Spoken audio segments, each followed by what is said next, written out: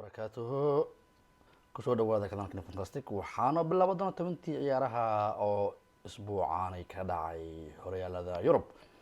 Horyaalka Serie A-da wadanka Talyaaniga ayaa maalintii Jimcaha la wada ciyaaray. Genoa iyo Lazio ayaa wada ciyaaray, waxaan ku guuleystay Lazio 3-1 ayay u adkaatay kooxda Genoa, iyo waxaa sii ciyaaray Inter iyo Salernitana. waxay u guuleystay Inter Salernitana 5-4 ayay afka u galisay, ayay u guul saraysay.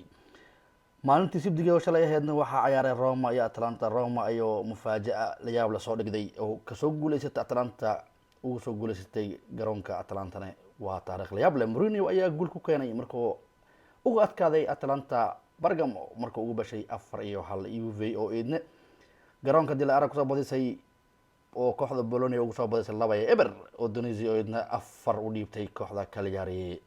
maanta oo la sugayo ciyaaro zaid u kulul waxaa wada ciyaari doona markay galabta tahay 8-2 waxaa wada dheeli doono Sassuolo iyo Fiorentina. waxaan ku xigo Empoli iyo Spezia.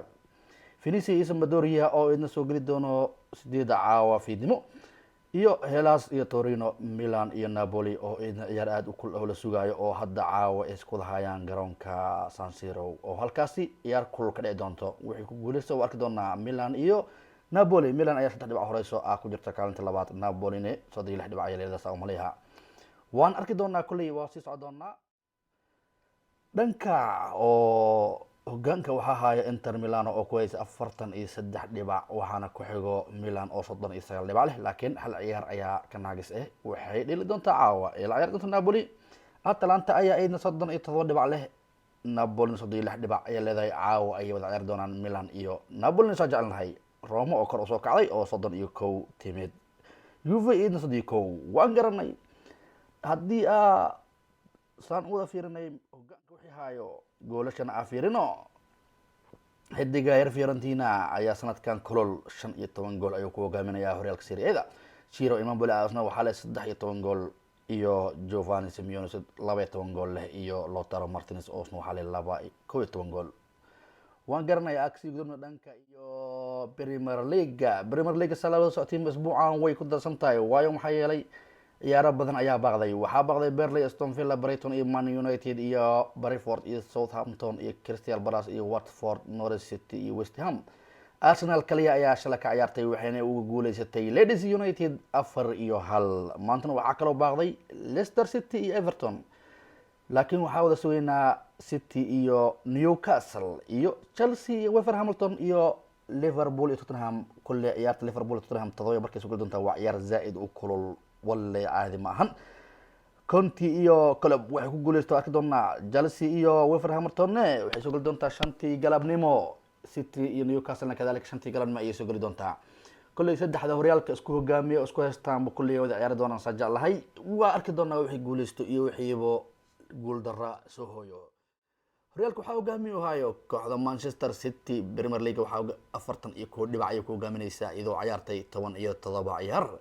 waxaa ku xiga Liverpool oo idna 17 ciyaar ciyaartay oo 40 dhibac ku hogaaminayso. Chelsea oo 37 dhibac idna haysato oo 17 ciyaar ciyaartay.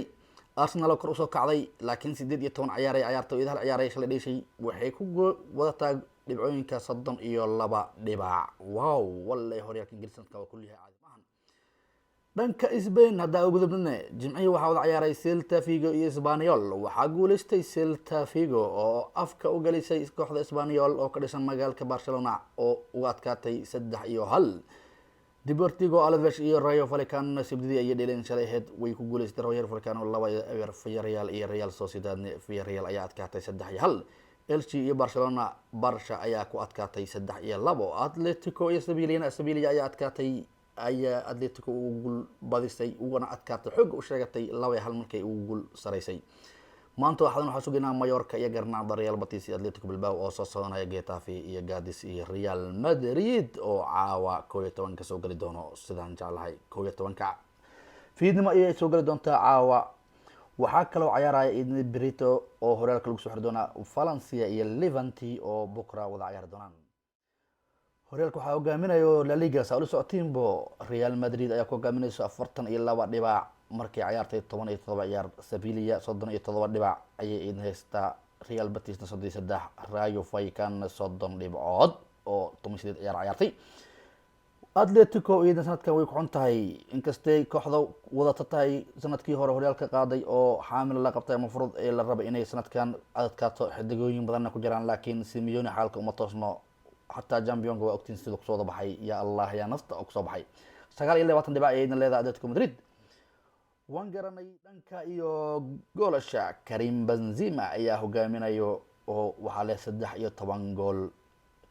Khawanmi oo isna u dheelo kooxda Real Betis ayaa waxaa ku leh 10 gool. Vinicius Juniorna oo u ciyaaro kooxda Madrid, Real Madrid oo 10 gool. isna leh Celta Vigo oo isna u dheelo Yayo Aspas oo 8 dhibac leh.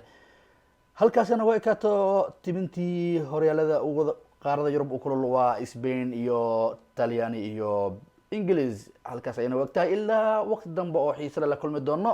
waxaan idin leenahay alif ma salaam asxaabtii, aan igala ilaawin like iyo subscribe-ka inta wana u kaalmeeya ayaan idin leenahay si aan igu soo gudbi karno wax walba oo cusub oo